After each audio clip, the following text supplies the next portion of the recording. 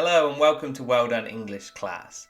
Today we're going to learn English with Harry Potter.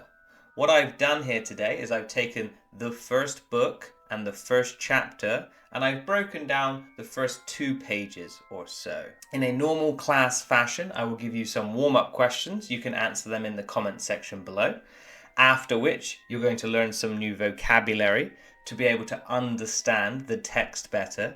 Then we'll read the text together and you can answer some questions, mainly about the vocabulary and making sure you learn them properly. And at the end, I'm going to give you a super fun activity where you get to write me a very creative short story. Okay, let's begin. So, the warm-up questions I have for you today are, have you ever read any of the Harry Potter books or seen any of the films? Again, in the comment section below, answer these questions. Which one is your favourite and why?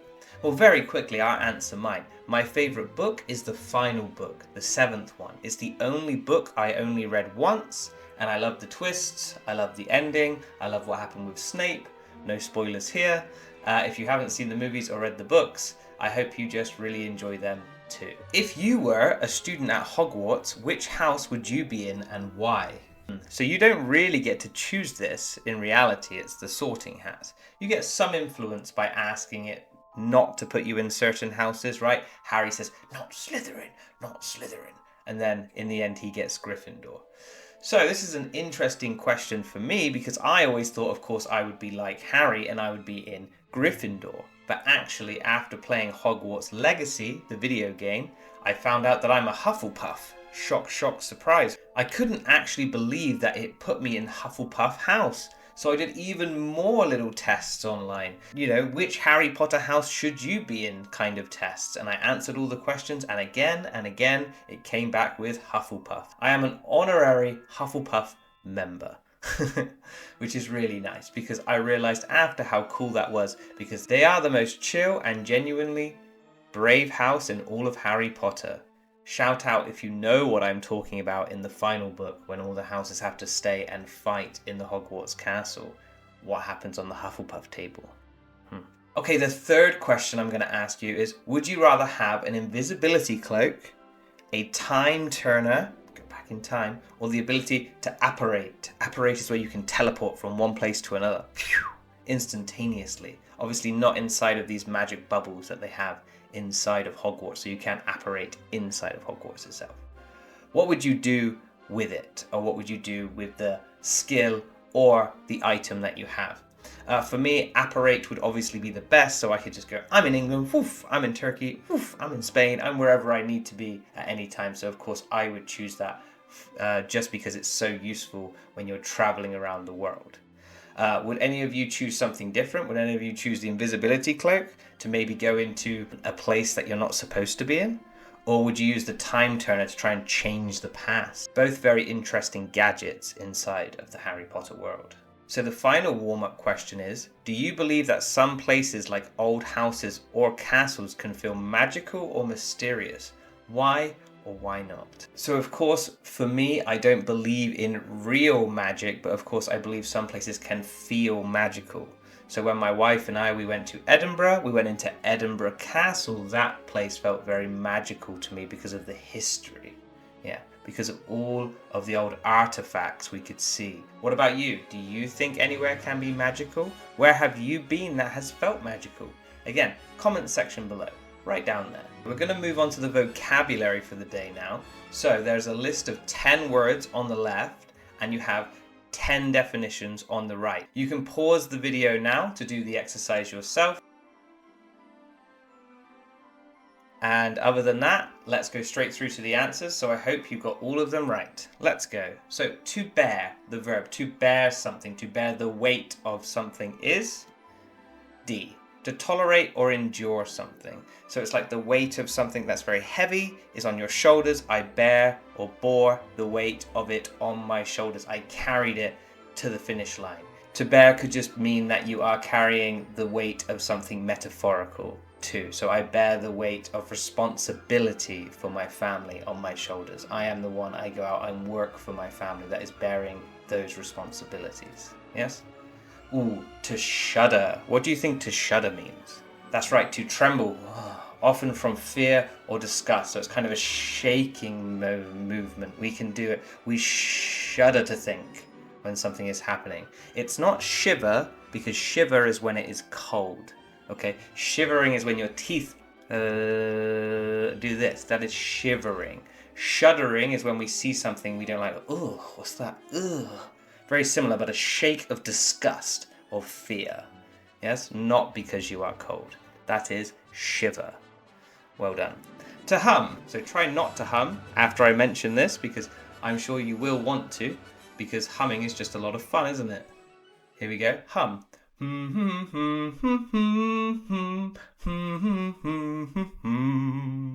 Yes, to make a low musical sound with your mouth closed.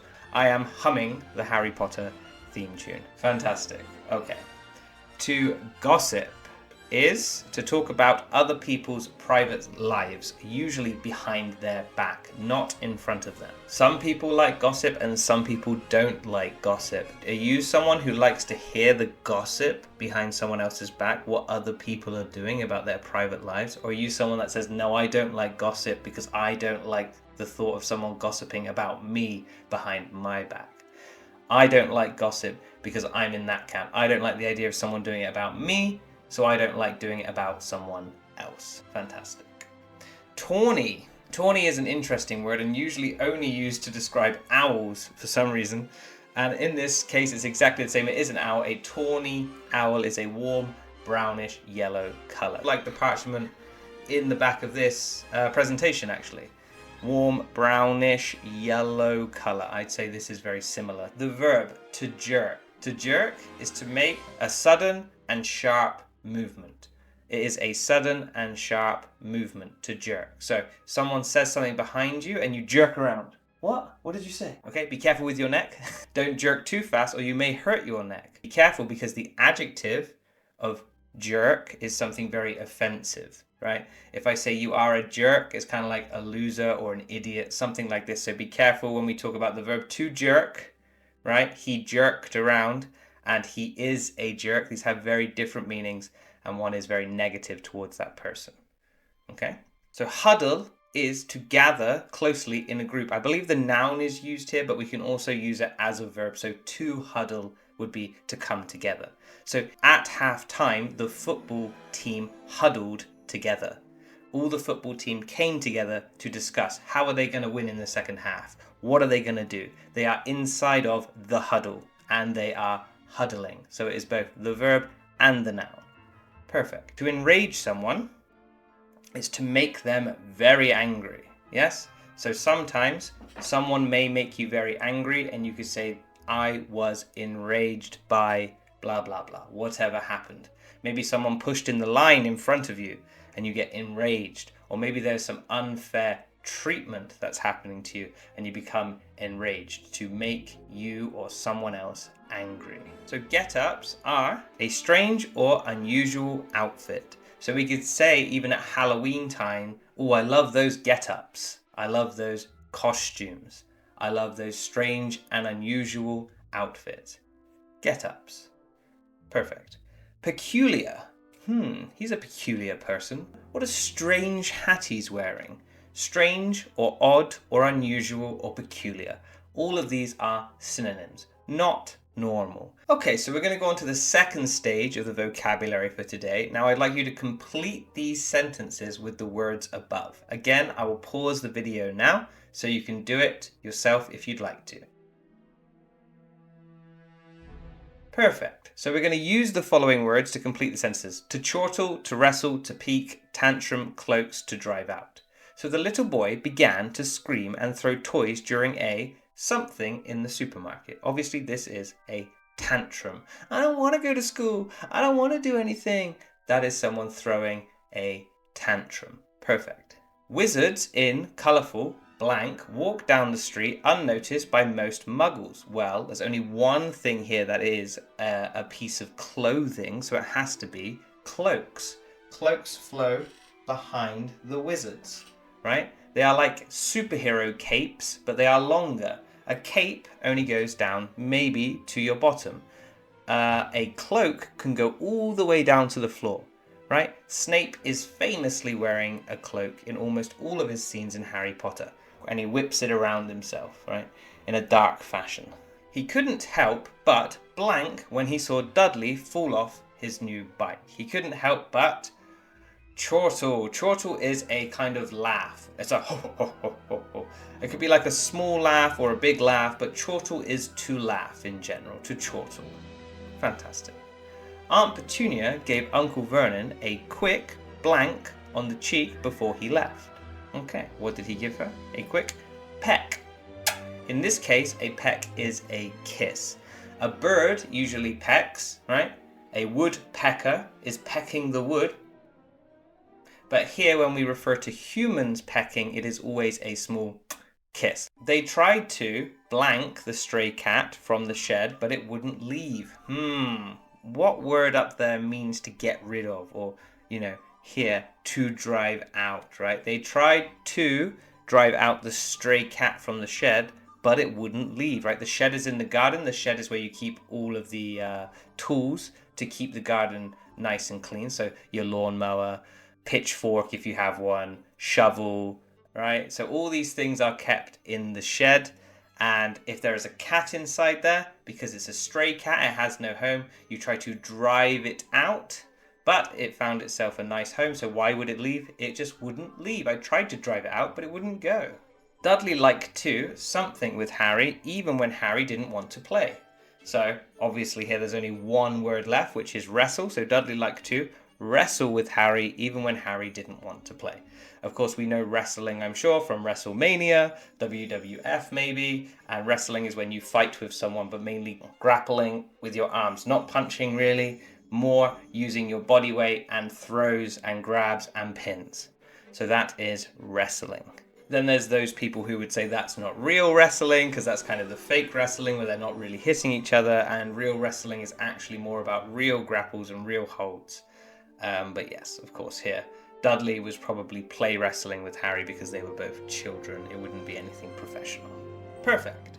We're going to go straight into the book now. This is the first chapter of Harry Potter in English. The Boy Who Lived is the chapter's name. What I'm going to do is read the text and then ask the questions as we go down. If you'd like to do it yourself, you can now pause the video and look at the questions and then answer the questions. If you want to do it with me, you can follow along by listening to what I say and then understanding the meanings as we go. Completely up to you. Okay, let's begin. Mr. and Mrs. Dursley of number 4 Privet Drive were proud to say that they were perfectly normal, thank you very much. They were the last people you'd expect to be involved in anything strange or mysterious, because they just didn't hold with such nonsense. Okay, so we have here a phrase at the end. What do you think hold with such nonsense means? Well, of course, if you didn't read the next line, not agree with, because we have didn't hold with such nonsense. So it's either agree with or approve of something. But in this case, it's they didn't hold and they considered what's happening foolish or silly. So anything out of the ordinary for them is just silly. It's not real. It's just nonsense. Everything is normal in their lives. Perfect. Mr. Dursley was the director of a firm called Grunnings, which made drills. He was a big, beefy man with hardly any neck, although he did have a very large moustache. Mrs. Dursley was a thin and blonde and had nearly twice the usual amount of neck, which came in very useful as she spent so much of her time craning over the garden fences, spying on the neighbours. The Dursleys had a small son called Dudley, and in their opinion there was no finer boy anywhere. So they of course love their child Dudley. So here, what do you think craning means? Craning her neck over the fences to see the people next door, right? This is someone who obviously loves gossip and loves to be a nosy neighbor, as we call these people. Nosy neighbors, always looking at other people. Let's check. So these are pictures of cranes here. So the crane, the animal, and then the crane, the actual mechanical thing, probably named after the original bird, right? Which was the crane, which has a long neck. And then of course she has twice the normal amount of neck. So when she's craning over the verb, she's looking over the fence with her long neck. Perfect, well done. Okay, let's move on. Again, I'll give you 1 second. If you want to pause the video now, you can and do this yourself. The Dursleys had everything they wanted, but they also had a secret, and their greatest fear was that somebody would discover it. They didn't think they could bear it if anyone found out about the Potters. Ooh, who are the Potters? Do you remember what to bear something means? Yes, you're right. If you remember, it's to hold the weight of something. So if people found out that they were related to the Potters, they wouldn't bear it. They'd look at them differently. They'd think they're someone funny too. But the Dursleys, of course, they're completely normal. So this is something they cannot bear. Perfect. Mrs. Potter was Mrs. Dursley's sister, but they hadn't met for several years. In fact, Mrs. Dursley pretended she didn't even have a sister, because her sister and her good-for-nothing husband were as un-Dursleyish as it was possible to be. Of course, here, un-Dursleyish is not a real word, but she's used the word Dursley to mean normal here. So, completely normal, nothing strange. They're not Dursleyish, they're not normal here. The Dursleys shuddered to think what the neighbours would say if the Potters arrived in the street. The Dursleys knew that the Potters had a small son too, but they had never even seen him. This boy was another good reason for keeping the Potters away. They didn't want Dudley mixing with a child like that. So what do you think shudder to think means here? So they can't bear it if the neighbours knew, and they also shudder to think if the neighbours find out. And remember, shudder is shake in fear, right? So they shook in fear. They shuddered to think, oh, if the neighbours find out, what would happen? They would do this. Why? Why do they know that I'm related to the Potters? Terrible. You can read. Pause the video now. If not, let's continue. When Mr. and Mrs. Dursley woke up on the dull, grey Tuesday our story starts, there was nothing about the cloudy sky outside to suggest that strange and mysterious things would soon be happening all over the country. Mr. Dursley hummed as he picked out his most boring tie for work, and Mrs. Dursley gossiped away happily as she wrestled a screaming Dudley into his high chair. So do you remember what to hum, to gossip, and to wrestle meant? Of course, hum. So Mr. Dursley is humming, normal, everything's normal on his Tuesday morning. I'm going to work with my drills. To gossip, of course, this makes complete sense because Mrs. Dursley would be gossiping after craning her neck over the fence to see what the neighbours are doing. She probably knows more now. And of course, Dudley is being wrestled into the high chair, and the high chair is for little babies or children, right? When they eat, they go into the high chair. Their legs go through the two little partitions on the side, and then they sit in the high chair and they eat their breakfast. Perfect. So she's wrestling him into the chair. He's clearly fighting, already showing that he's a naughty child straight away. None of them noticed a large tawny owl flutter past the window. At 8:30, Mr. Dursley picked up his briefcase, pecked Mrs. Dursley on the cheek, and tried to kiss Dudley goodbye, but missed because Dudley was now having a tantrum and throwing his cereal at the walls. Jeez Louise, what a kid. Little tyke, chortled Mr. Dursley as he left the house. He got into his car and backed out of number 4's drive. So, what do tawny, to peck, tantrum, and to chortle mean? Well, we did this earlier in the lesson, but I hope you remembered. Tawny was the colour, a browny yellow colour, like the background here. So that was the owl that no one noticed. Something strange is happening in the background, but they don't notice. To peck, of course, is what the bird does, but here it's a kiss, it's a small kiss if you peck somebody. Tantrum is when a child cries, I don't want to do it, I don't want that food, I want something more. This is throwing a tantrum. To chortle means to laugh. So even though he can't kiss Dudley, and Dudley's throwing cereal at the wall, which is of course something that I would probably be very angry or annoyed at the child for, because you may have cleaned the house that day, Mr. Dursley just chortles and laughs about him being a little tyke. This shows how spoilt Dudley is straight away. Perfect. Ha ha ha. To chortle. Again, if you would like to read it, 3, 2, 1, pause for you. It was on the corner of the street that he noticed the first sign of something peculiar. A cat reading a map. For a second, Mr. Dursley didn't realize what he had seen. Then he jerked his head around and looked again. What does peculiar and to jerk mean? We know peculiar now. We have many different synonyms for it. odd, strange, or unusual. Perfect. And to jerk means to move very quickly. So he jerked his head around. What? That can't be real.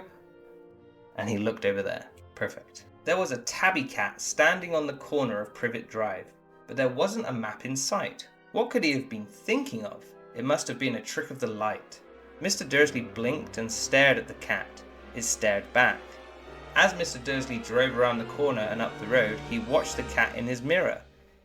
It was now reading the sign that read Privet Drive. No. Looking at the sign. Cats couldn't read maps or signs. Mr. Dursley gave himself a little shake and put the cat out of his mind.